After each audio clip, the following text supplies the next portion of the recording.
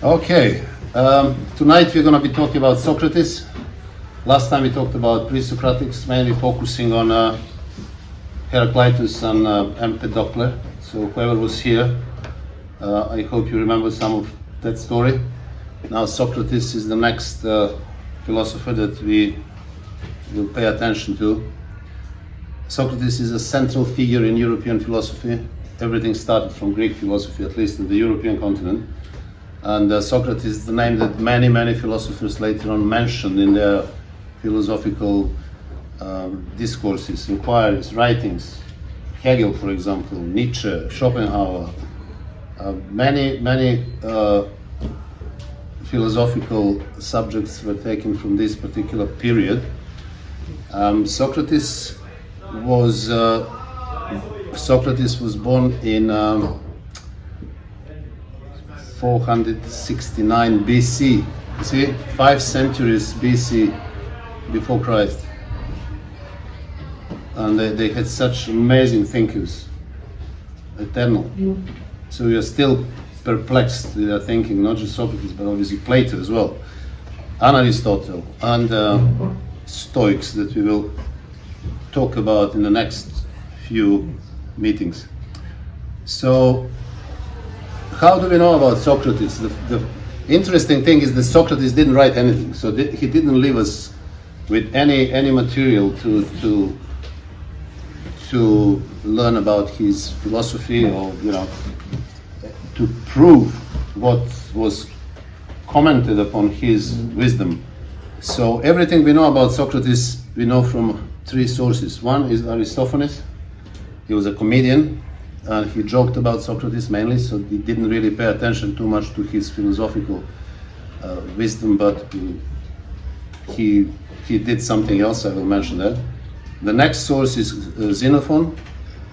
Xenophon wasn't a philosopher, he was a practical man, and he didn't really pay much attention to Socrates' philosophy, but rather to his practical application of his wisdom. So the main source of information about Socrates is Plato, and most of the scholars have agreed that Plato has given us the best explanation and is the most accurate representation of Socrates' teaching. So Plato was there. Plato was 30 years of age when Socrates was prosecuted by Athenian court. So he was there. He was his student. He followed Socrates everywhere, listened to him, and he wrote 25 dialogues, all of them including Socrates. The only question that is left to us to discuss, or maybe accept, maybe disagree or agree about that, is Socrates seen as a mouthpiece for Plato, or something that not many people have ever mentioned, but I'm going to mention to you tonight in order to create a little bit more curiosity? Or has Plato maybe taken everything from Socrates and just told us what Socrates has taught him? We can't prove that, but Socrates is everywhere. We know that in philosophy many times it's happened that people have taken the teachings from earlier philosophers and then presented them as their own, without mentioning that. One of the famous copycats is Freud. And nobody knows it, but you can find it, you can research it, and you will see. So there is a possibility that Plato also was very much influenced by Socrates, and everything we know about Plato's philosophy of forms, for example, may have been actually Socrates' teaching. So we don't know about it, but we can talk about it. So what was Socrates really famous for? Why is he so famous in philosophy? More than anything else, what is important with Socrates is his method, which is called a lincus. Basically, this is the cross-examination of interlocutors via questions and answers. So Socrates would ask a question, interlocutor would answer the question, and then Socrates would try to refute that question.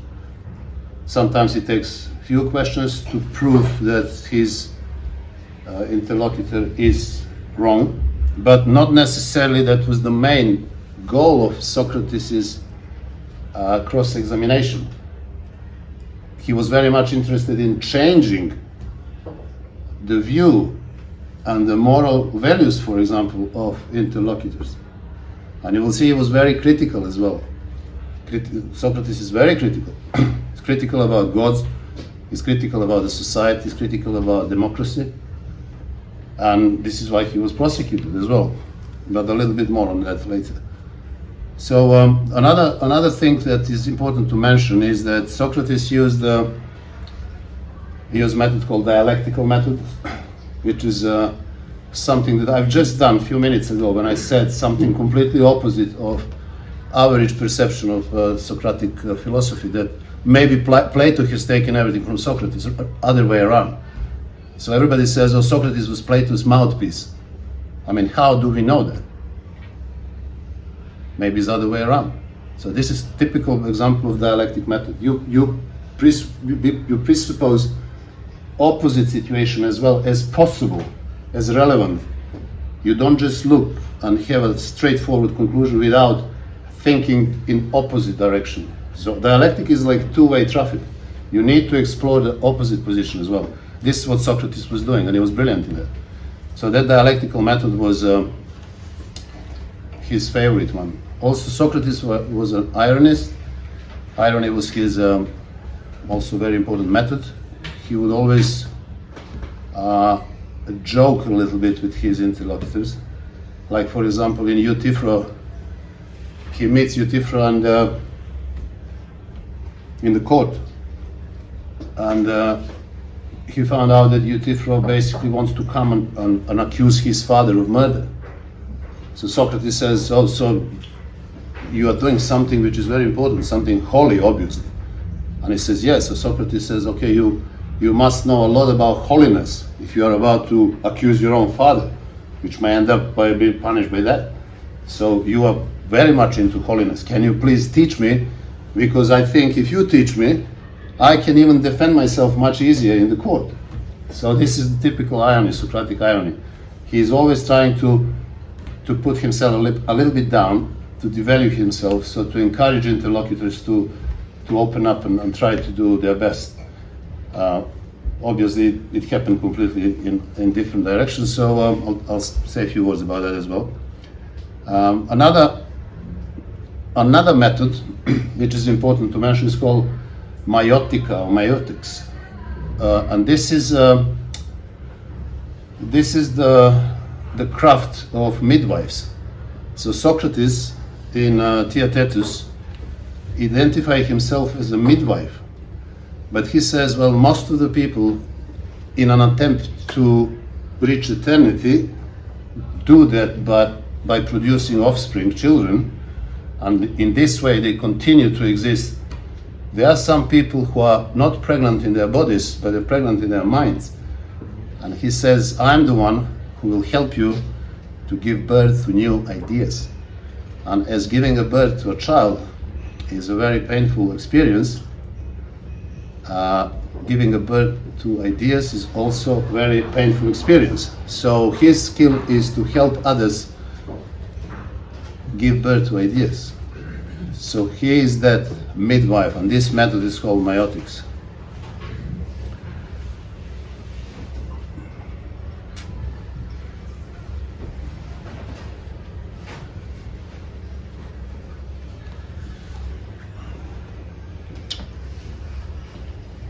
So, regarding Socrates' philosophy and his, more importantly, character traits, because Socrates didn't just talk philosophy, he lived it as well. And this is something very important to understand, because nowadays philosophers live, or not just philosophers, they live whatever they want anyway, but they will teach something completely opposite. So they're kind of clever in their areas of expertise, but their way of life doesn't match that. They don't follow what they're teaching. They're not preaching what they're teaching. They're just teaching completely separate from their lifestyles. So Socrates was completely on the other side. He was at the same time an example. He was the one who was actually living his philosophy, and this was very, very important. as in many of Plato's dialogues, that is the most important character trait. So I will be focusing now on three early works: Euthyphro, Apology, and Crito, and then I'm going to mention another one, maybe two if time allows, which are going to be Phaedo and Symposium. So the first three, Euthyphro, Apology, and Crito, are very important because a lot of scholars believe that this is exactly where we have the real Socrates, not necessarily Plato's philosophy embedded in the dialogue. Again, question mark on that. But however, Euthyphro was written immediately after Socrates' execution in 399. That's the year when Socrates died. And this is a dialogue which focuses on holiness, or our reliance on God. So as I mentioned, Socrates is in the court, and just before he enters, he sees Euthyphro, says, "What are you doing here?" Well, he says, I came here to accuse my father of murder. He murdered one of the slaves. But I don't think that's right. But Socrates says, that can lead to execution of your father. He says, "Yes, but I don't care. I have to deliver justice because this is the holy thing to do." And then Socrates says, "Oh, great, but obviously you know much about holiness, so can you please teach me now, because I would like to learn something about it. Hopefully your explanations will enrich my defense, so I can even save myself thanks to your wisdom." So Euthyphro is obviously very proud to do that, and he starts first and he says that holiness is actually prosecuting religious offenders. This is the definition of holiness. Now Socrates is very quick to say, wait a little bit, you have just given us one of the reasons why holiness is important, but this is not necessarily the wholesome explanation of holiness. You need to explain it a little bit more. You need to go a little bit deeper in that explanation. I'm interested in the general explanation, in the full definition of holiness. So he then changes a little bit, and he says, what is holy is what is agreeable with gods. So what gods agree about, that we call holy. Socrates was again very quick to say, well, but you know that gods quarrel between themselves, they fight themselves, they kill themselves. Like for example, Uranus was killed by his son Cronus, and Zeus also killed his father. So gods kill, gods quarrel. So what do you mean by saying whatever is approved by gods? They can't even agree about things. So that doesn't hold. That argument is not sufficient enough. Then Euthyphro is already troubled now, and he comes to the last one, saying holiness is kind of justice, specifically justice which is concerned with looking after the gods. So believing in them, praying, giving them offerings, sacrifices, this is what we need to do. That's called holiness. And Socrates says, wait a little bit. Gods are immortal. They have everything they want. They do everything they want. Do you really think that your prayers and your offerings and sacrifices will make them better? They don't really care about what we do. So obviously this is where the story finishes, and this dialogue ends up there because Euthyphro is completely run out of ammunition. He hasn't got anything else to say.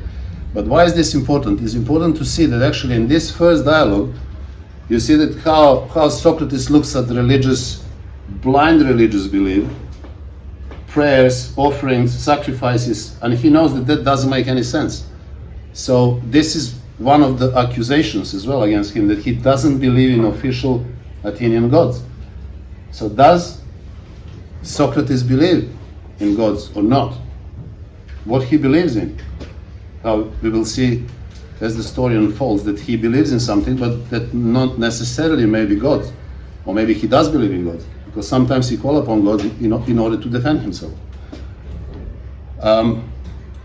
Then in Apology, again written between 399 and 387, Socrates is accused of not believing in Athenian gods, official gods, and also in corrupting the youth. These are the main accusations, especially by the three accusers, but Meletus is the main one.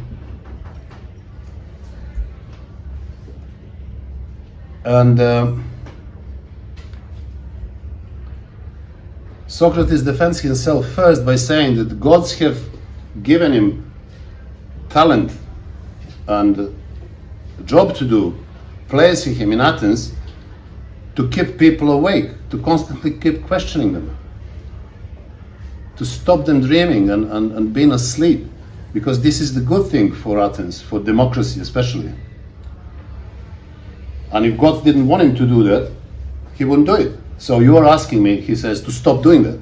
And you're accusing me of corrupting the youth because I'm talking to them and teaching them to think about critical thinking and questioning and not accepting everything that is thrown in front of them. But can that be the reason for accusation, Socrates says? So you see, this is important part, right? Because this is where we see Socrates, or maybe Plato's, view of this political philosophy. So what about democracy? How can that be democratic? The democratic Athens, you are prosecuting me because of my freedom of speech. And actually he says I'm doing something very good for Athens. And if you execute me, you will suffer more than me, because I may go to the better place, but then you will stay without me until God sends you someone similar to me to keep you awake. Because he says I'm acting like a gadfly, the one that constantly picks and bites the horse, so the horse is constantly moving and keeping himself in shape and healthy. Otherwise, horse will be constantly asleep and static. He says, this is what I do with a society. I keep you constantly awake. So you may ask yourself, who keeps us awake, if any? You see how contemporary Socrates trait and philosophical thought is. Who is the gadfly in our society? Do we have any, or we exterminate them all? So this is the big question of democracy. Do you want people like that, or you don't? Remember this. This is very important. This is political philosophy between the lines of Socrates' defense.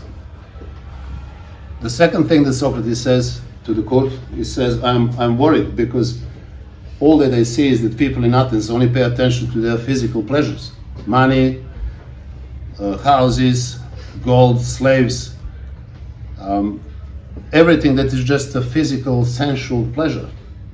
But they don't care about their souls. So he says they care about something which is not really that important, something that will come and that will go, but it is not eternal. But soul is eternal, and you don't care about the soul. And if you don't care about the soul, you're going to end up on the very bad side of the underworld. You're not going to be with gods. You're going to be, he says later in Phaedo, he said, your soul will be hovering about the graves for the rest of the time, instead of joining the gods. So he wants people to take care of their souls. He wants them to enrich themselves, to be more knowledgeable, to be wise. So this is philosophy all about. Again, he says, you're accusing me because I'm corrupting the youth, but actually he says all I'm trying to do is to teach them how to examine their lives. Because he says unexamined life is not worth living. So you're not really like a real knowledgeable, wise human being. You're just living like an animal. You never question anything. You just take whatever it is and off you go. So that's another issue. As John Stuart Mill will say later on in his book on nature, he mentions Socrates and he says, it's better to be unsatisfied Socrates than satisfied pig. So it's a little bit more drastic but easier to remember. So you see how Socratic thoughts travel time. They end up with John Stuart Mill.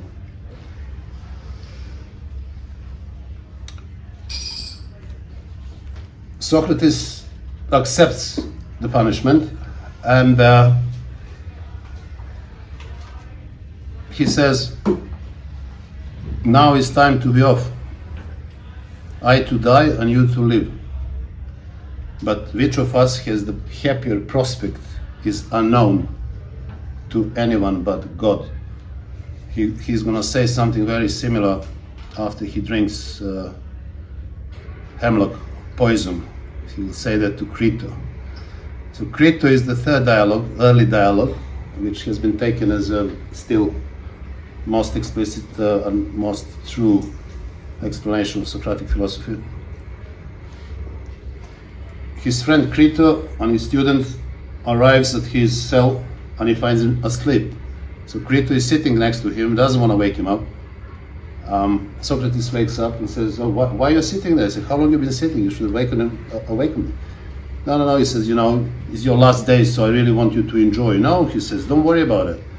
I'm not one of those people who try to enjoy something extraordinary just before they die, because it was the traditional custom that people who were prosecuted to death were allowed to have sex with their girlfriends or wives or boyfriends or whatever, or to eat whatever they want, or to drink whatever they want. Socrates doesn't want anything out of it. He's completely calm, like he is getting somewhere which is the great place to be, much better than this one that we know. And Crito said, look, we can rescue you. We have enough money, we're going to bribe the judges and, not judges, the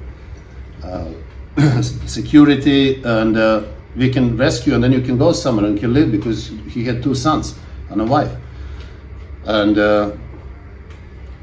they said, you're not really responsible, because you should think about your friends. If you die, we're all going to suffer. And then your children will suffer, your wife will suffer, everybody will suffer. So it's better for us, don't be selfish, right? It's better for us that you go somewhere, we will help you to escape, and then you can continue living, and we're all going to be happy. But Socrates says, wait a little bit. If I do that, that means that I'm going to betray our state and our laws. And he says, I don't want to betray our laws and our state, because these laws and this state have given me everything. They are like parents to me. You see, he talks the same as our ministers, for example. I'm not going to run away. I'm going to die. I don't want to be remembered as somebody who has run away, and then my children and my friends to live in shame for the rest of their lives. I don't want that. Because you have to understand, Crito, he said, if this state and these laws have given you everything, you have to obey them. So I do exactly that. So this is yet another example of his character trait. So he doesn't want to go against the state, because he was serving as a soldier in that state. He was fighting in few critical battles against Sparta, the war that lasted 30 years, famous Peloponnesian War. And he had everything he wanted, and he lived in Athens, so he loved that place. Now he says, what they're doing, they don't know what they're doing, they're accusing me for wrong things, but if this is the will of the people, if this is the law of the state, here I am. And there is another dialogue worth mentioning. Now this dialogue, scholars think that this is more Plato than Socrates, but it's again against his character trait and his belief in immortality of the soul, and that's Phaedo. He talks about, he gives proofs why soul is immortal. So there are few arguments, but before he gets into that, he explains to Phaedo that actually a philosopher is the one who takes care of his soul, not necessarily only of his body. Because while everybody else takes care of their bodies, philosopher is more concerned about the soul. And that will allow him to enter a different world after he's dead, enjoying God, because his soul will become eternal that way. While the others who predominantly focused on physical pleasures and not necessarily on they don't worry about their soul, their end is going to be completely different. So philosopher is the one who cares about the soul. And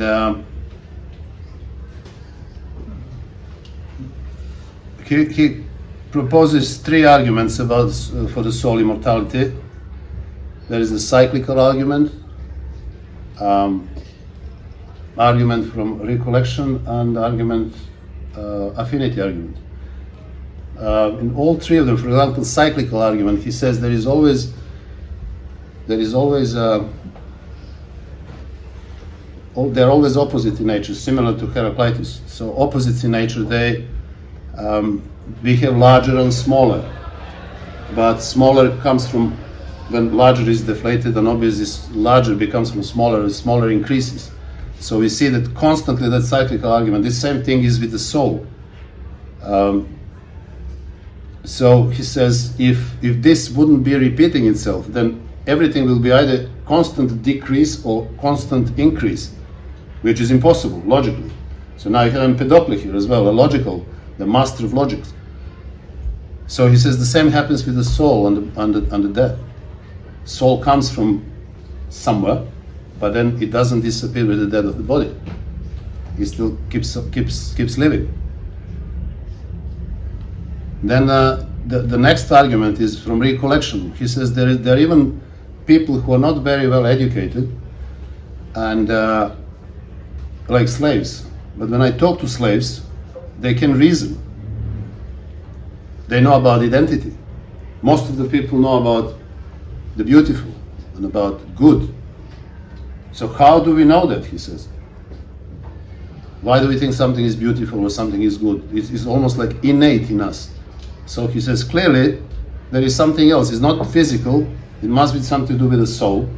And soul must be remembering from previous existence.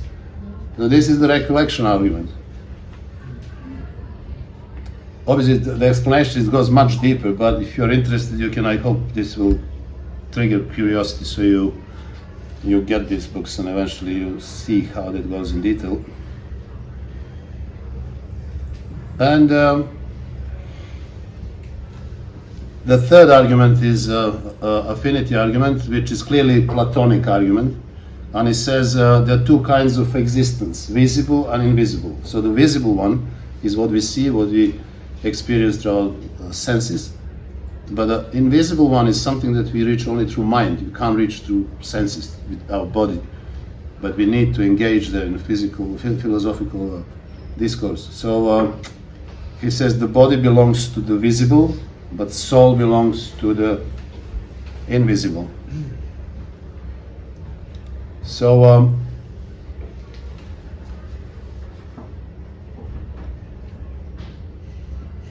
there is another dialogue that I was thinking of getting into, but maybe I'll keep that for discussion. This is Symposium, which is the beautiful one, and it's all about love. So you will see what Socrates thinks about love, or Plato, again. And with this, I'll finish my short presentation, and I will give you the floor now. So please do ask whatever you have on your mind.